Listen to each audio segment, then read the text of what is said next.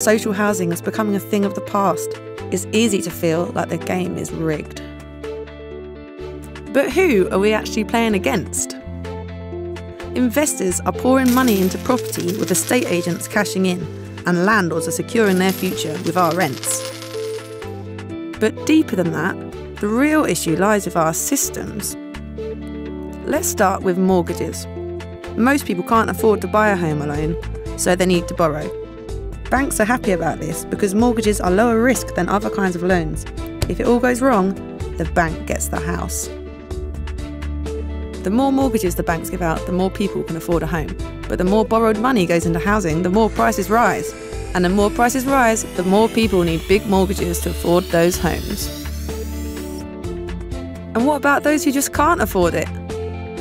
The government helps them to buy with a loan to get a loan, pushing prices up further. As a few get a leg up onto the ladder's pushed further out of reach for the rest. So that's mortgages, but there's a whole other system at play in the housing crisis.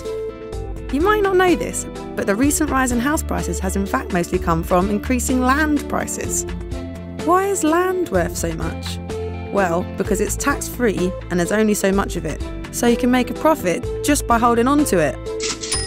Which means, silly as it sounds, when big developers want to make money, it makes sense to build fewer houses to keep land and property prices in the local area high.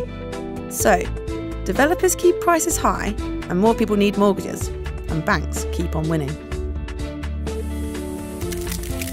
And it's only getting worse, because as we've already seen, if the growth of mortgage lending outpaces the supply of new homes, prices will just keep rising. Here's the thing. It's in all the banks, land and property owners and private developers' interests to keep pumping prices up.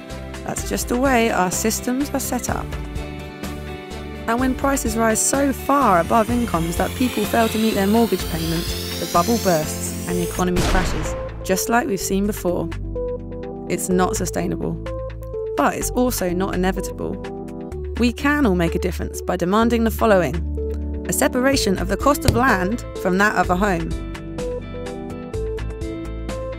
a boost in options for not-for-profit and low-debt homes, an affordable and more secure private rented sector,